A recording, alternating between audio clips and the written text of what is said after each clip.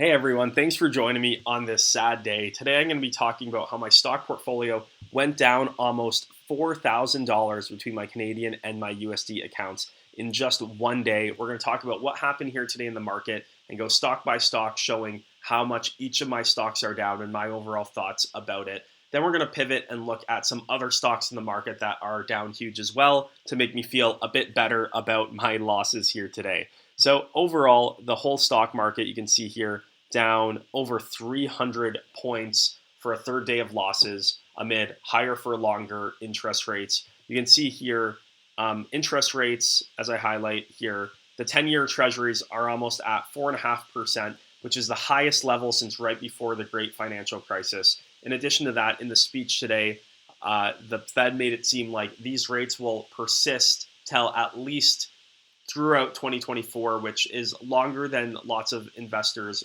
previously thought. They thought rates would start steadily going down, but it seems like they're going to remain at this high level for a longer period of time. You can see here some of the comments they made. They held rates between 5.25 and 5.5%, which is the highest in 22 years. So still very, very high rates we're sitting at for modern day interest rates at least. And they still need to see more progress on inflation. So they're really trying to battle inflation.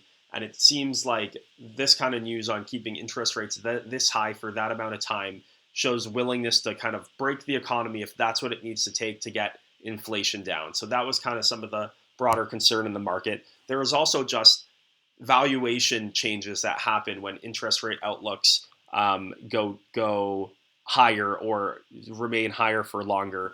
Anyone that's servicing a lot of debt, like real estate companies or utility companies or energy companies, stuff like that, their operating income forecasting goes down because the interest they're paying to service that debt goes up.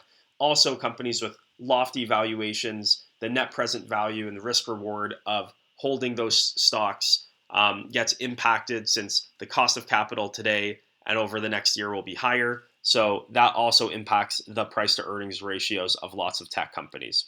So just looking across the market today, you see TSX down 2%, which is the Canadian market. Here again, TSX down 2%. We have the NASDAQ here down 1.8%. So NASDAQ also down big. S&P down 1.6%. And then the Dow down 1% as well. You can see it's pretty steady throughout the day. The market just slowly trended deeper and deeper into the red. Looking at my portfolio here, it follows the same kind of trend throughout the day. Started not too bad, just down about 1%, and then slowly bled out another percent throughout the day. So before going stock by stock in my portfolio, the Canadian side of my portfolio lost over $3,000, so over 2% loss in just the day, which hurts. But then my US portfolio also lost 1%, about 650 US dollars, which is almost another $1,000 here. So a bit better on the US side versus the Canadian side, but I don't think anything here is too good in the grand scheme of things. Like I mentioned, real estate companies with high interest levels or high interest or high debt rather is the ones that are getting hurt the most here today because they have to service this debt at these rates. See here, Ally down 4%, currently trading at an 8.7% yield on this one. Still going to do over $2.20 of funds from operations or around there this year. So this one's trading at 9 times earnings, even a bit less here maybe. The next one I was surprised to see get hit really. A&W is somewhat interest rate resistant. They don't really have debt on the company. They don't really service the high end of the economy where if people get hurt, they'll spend less money. So I was surprised to see this one go down 1.5% here today, to be honest. Going into the banks actually did end up getting hit a bit at the end of the day. Throughout the day, they weren't getting hit too hard. But Scotiabank here down 1.7%. The yield on this one continues to be really high, around 6.5% starting yield for Scotiabank. And then going into another REIT here, which as expected didn't have a great day. Canadian Apartment REIT down 2.5% on the day. Same rationale as why Allied's down and why all the REITs are down today. Just lower operating income because higher interest costs to service the debt. And lots of these REITs have 30% to 50% of their total value of assets in debt. So it does become obviously the number one expense for them to service. The only stock that doesn't go down for me is my cash ETF position. So cash, one of the good things about holding cash as an ETF here, I just got to go back to it. Oh, a bit jittery. The only thing that's good about holding cash as an ETF position is it is just a high interest savings account. So it doesn't really get impacted with events in the economy like this. You see it's just stable, just goes up 1% or a cent every day rather behind building interest throughout the month, and it pays it out at the end. So on this one, I was up probably a cent a share today, so $3 or $4. But hey, I'll take it versus what everything else did in my portfolio. Currently, I have about $17,000 in cash here. This position almost pays me $1,000 a year, believe it or not, in just passive monthly distribution income, just to kind of hold my cash position. So for those of you that have a big cash position just sitting in your bank account, consider alternatives to yield some return on that cash, whether it's a high interest savings account, it's a cash ETF, it's whatever. There's tons of options out there, but interest rates are super high. There's great opportunities out there to be putting your cash to work for you instead of it earning no money for you. And actually, if you have your cash in your checking account, your bank's earning that interest on it. They go and invest it for you and keep all the money. The next one here, CN Rail, back down to 148, down over 2.5% on the day here. So looking at CN Rail, currently back to $100 billion valuation, over 2% starting dividend yield here. Starting to get a bit attractive for the quality company it is, but there's deals or discounts versus the last few weeks all over the place. So I'm trying not to get hung up on anything in particular. Canadian Utilities down 3%, lots of debt on these names, so it makes sense, down to $30 a share. Now we're yielding 5.75%. So very high valuation, not valuation, very high starting yield on that one as well. Continuing to go down. Div, similar to A&W, another one that I wouldn't expect to go down too much. And I guess it trailed the market just down 1.5%, but they don't really hold debt. They operate in pretty defensive spaces in the economy. So it's getting saved a bit here versus some of the other stocks that we're going through. Fortis, this stock has a lot of debt too as like a regulated utility company. So back down to $54. This one's been bouncing around a bit over the last few months. With all the volatility and the projection of interest rates and everything else. So you can see here up to $57, down to $52, now in the midpoint there around $54, $55. But you get a starting yield of over 4%, so not too bad. Let's check out my covered call ETFs. HDIF down 2%, so not a great day for HDIF. Going on to Huddle, this is a utilities ETF, down 2%. Not surprised since lots of utility companies do hold debt as well.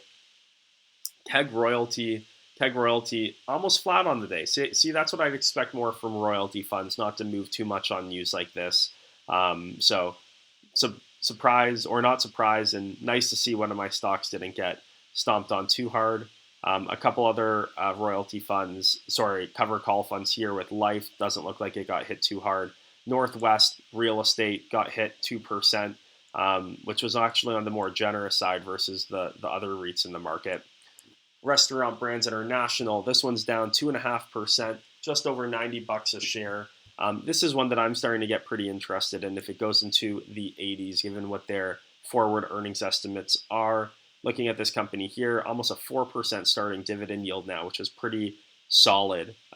So for those of you who don't know, and I've talked about the stock before, but they own Tim Hortons, Burger King, Popeyes, Firehouse Subs, expanding restaurant count globally through high margin franchising. So really like their business model, their brands. Think they have a lot more runway of growth, and they're trading at a much cheaper price on a price to earnings ratio versus the Yum Brands of the world and the McDonald's of the world. God forbid the Chipotles of the world in terms of their PE being in the 40s to a 50. Rogers Communication down 3%. Just going through this, I didn't realize how many companies I own that have heavy debt loads. Rogers Communication as a telecom's another one.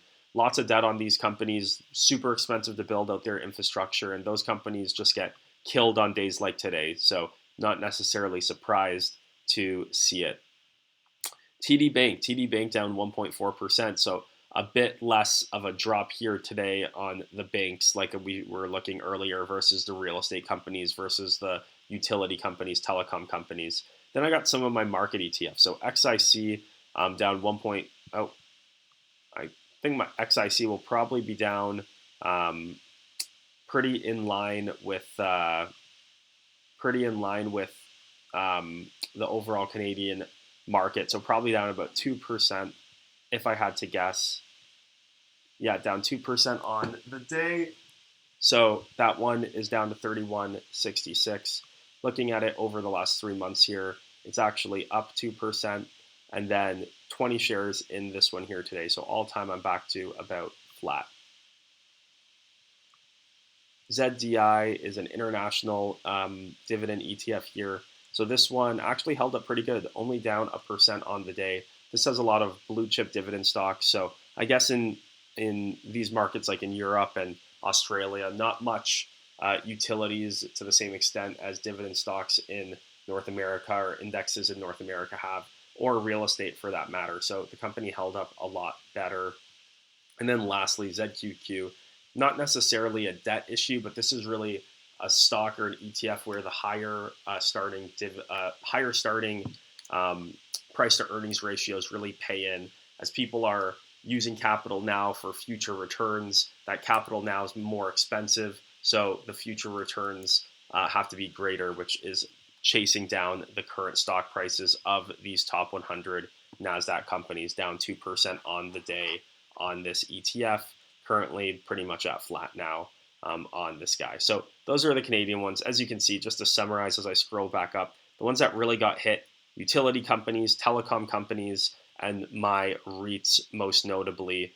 Also companies like CN Rail, which is also somewhat of a utility in terms of what their balance sheet looks like, the cost to build out their network and maintain it and stuff like that.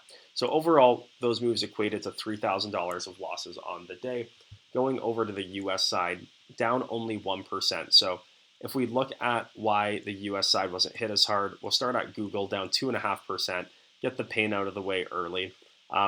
Exactly why the ZQQ ETF was down, same thing here on Google. These tech companies, they have a bit of a higher PE than the market generally. So that paired with general weakness in the economy does impact ad sales. Google's trailing down 2.5% today. Overall, still up nicely on this one, 14%. And I believe their future PE is closer to a 20. So this one's not even trading that expensive in my opinion, or from what I remember. Coca-Cola down 1.5%. This one is one that I am surprised to see down this much as well, and may just be getting dragged down as people sell, the Dow, the S&P, stuff like that. But Coca-Cola doesn't have a tremendous amount of debt, has lots of good cash flows and operating leverage, operates all over the world, and is in a good financial position. So this one is one that, if you were buying Coca-Cola yesterday, I don't know why you wouldn't be buying it today necessarily for $1 cheaper a share. Same thing on McDonald's here, same idea, down 2%. I guess McDonald's does own lots of real estate actually, so it kind of makes sense, holds a bit more of a debt load because of it, and to service that debt costs more, as like the same logic as with a REIT. So down 2% here to $270. But McDonald's has just been running so fast over the last couple of years. Let's do a 5-year chart here, up 70% give or take. So from almost $300, we're getting about a 10% correction that's occurred in the stock, which is probably pretty healthy given how fast they went from $130 during the beginning of the pandemic, more than a double up for a company like McDonald's, which is a huge corporation, currently at a $200 billion market cap, 25 times earnings. So this is healthy. I think this is still priced pretty expensive for what it is, but it is a great business. Meta only down 1%. So I'm surprised to see Meta not down bigger compared where Google was down at about double that pace. That's interesting. This is a big performer for me, still up over 182%, but not a huge position overall, unfortunately. Microsoft here, another surprise, only down 0.4%. I think these ones got crushed a bit earlier in the week, so maybe that's why they're not getting impacted too hard today. Microsoft down almost 6% on the week here. You can see it's just been dropping throughout the week. They actually hit a low in the morning, which is surprising because the rest of the market seemed like they hit a low right at the close. So maybe there's something else going on with this one, with their Activision Blizzard deal that's supposed to be closing. Maybe that's putting some bounce in the stock, maybe some news drop, not exactly sure. But that does seem a bit irregular that Google is down so much more than the rest of the big tech names there that I own. And then back to real estate. Tried to avoid it, but always comes back to bite me on the REITs. So Realty Income here down over 3%. Bought a couple more shares here today, currently yielding over 5.6%. They do about $4 of funds from operations. So we're at the point that the stock's trading at right around 13 times funds from operations for probably one of the highest quality real estate businesses or REITs in the entire world in terms of the assets they own, how they're triple net leased, the diversification from a geographical standpoint around the US and Europe. So this is one that I find really interesting. And as it continues to go down, it'll be one that I continue to evaluate adding to. Just giving the computer a second here. Oh. Okay, after Realty Income, P&G. So, jumping around a bit here. But P&G stock here at $152, barely moved on the day. I think it was down about 0.5, 0.6%. One stock that did move in a big way was S&P Global. So S&P Global down 3.6%. You know, obviously a company that is impacted by the broader economy here. So I guess I see how that plays into it. Also, as things like the S&P 500 and Dow Jones goes down, their assets under management go down with it since they own those exchanges. So that's also, I guess, somewhat a product of the 3.6% down day. But I think it's mostly the price to earnings ratio. This is one of those stocks that trades for a trailing PE in the 30s or 40s, a future PE in the high 20s. And I think just the higher interest rates for longer make it so it's harder to justify paying 30 times earnings for a stock when you can have money in a market account making you 5 to 6% interest. If you're buying a stock at a 30 times earnings, you're pretty much paying 3.3% free cash flows for it, assuming their earnings are in line with free cash flows. So you're taking a 40% discount on the return you can get from just holding your money in an account with no risk. So as that number of percent that you can get on no risk goes up, the risk reward on holding these high valuation stocks goes down. And that's why I think we have the drop here today in this one. Okay. AT&T, another one down 1.5% today. With the amount of debt they have, I'm actually surprised they're not down more. And they've actually been on a bit of a streak here, up 3% in the last week, which is nice to see. So down today, but still up on the week. So this one hasn't been as painful. AT&T currently paying over 7% dividend yield. As you can see, still down huge on this name here. Next is TKO. So TKO Group was actually a stock I luckily exited a couple days ago at around $104. Stock got killed today. Now, this is an exception. TKO Group owns the UFC and WWE, recently merged company, and WWE just announced a deal with NBC for 5 years on exclusive domestic rights of SmackDown. The deal was about 40% higher than the previous deal with Fox, and investors thought it would be much higher than that. Also, apparently, the NBC network that this is going to be on has less viewers or is more in line with the trends of cable TV. So I think there are some concerns on if there's going to be viewership declines or whatnot behind that deal by the time it kicks in on October 24th.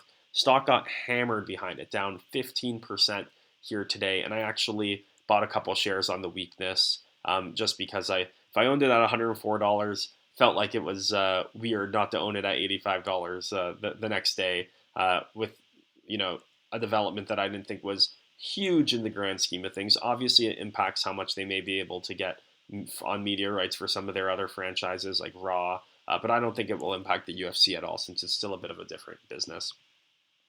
Visa down over 2% on the day. Love me some Visa on the cheap, but it's still pretty close to its 52-week high. So it wasn't overly enticing here, but I'll definitely keep an eye on this one here. Really low dividend yield, but they really do spend most of their free cash flow buying back shares, trading at a PE around 30 still. And the last company here is the Global International Dividend ETF, excluding the US market, down 1.6% here. So pretty in line with the broader markets. That's what you get when you buy these market ETFs. Currently paying a 3% dividend yield on this one too, which is nice to see. And I am down slightly on this one, but it's one that I'm looking to build into a bigger position. So that's my story on the day. You can see here, US stock down 600, Canadian stocks down 3,000 Canadian. So everything pretty much went down on the day with the exception of a high interest ETF. And I think I had one other one that was up very slightly. But for the most part, every single stock was down at least 1%, most 2%, some 3 to 4% when we're looking at SPGI and Allied and some of those real estate plays. But what made me feel a bit better about the day is as I looked at other stocks in the market, see companies here like Boston Properties probably has a lot of debt, down over 7% here on the day. Look at these other REITs down here. Cousins Properties, 6%. Kilroy down 8%. This one down 9%. Digital Realty Trust, huge company there, down over 3%. Going on to other big tech companies, I know Microsoft and such were down big, but look at Amazon here, down over 4% on the day. Huge hit to a company that has a $1.3, $1.4 trillion valuation. That's $50 billion of market cap that got dropped off of Amazon because of an interest rate signaling for next year. So crazy valuation moves just off of one presser. Starbucks here, down 2% on the day. This isn't a tech company. This isn't necessarily a real estate play. These are just all industries and sectors of the economy. PayPal can't catch a break, but PayPal even was down 3.7% today. Just taking a quick look to see if anything else here, because it looks like a bit of a pop after hours, but sometimes those are just artificial and go away. But still, 3.7, almost 4% drop there. Dollar Tree, if anything, when the economy goes down, you'd think Dollar Tree would benefit, but no, down over 5% on the news of the interest rate dynamic and interest rates potentially being higher for longer, hitting Dollar Tree hard. So no safe place to hide today, really, unless you had money just sitting in a checking or in a cash position.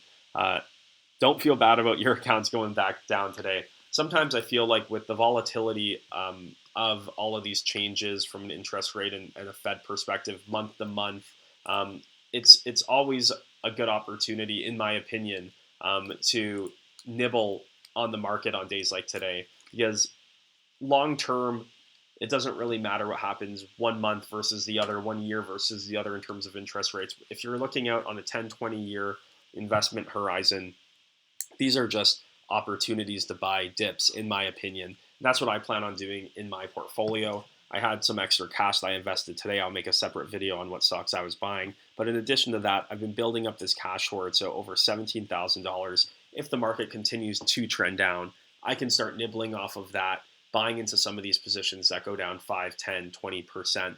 And I'll feel really good about just lowering my cost basis, building my dividend income for years and decades to come. So just wanted to share this video. If you lost or if your portfolios went down today, don't be too alarmed. Just wait it out. And in my opinion, that's what I'm doing. I'm just waiting it out, looking for opportunities to buy more, and just know that the entire market went down today. It was nowhere to hide.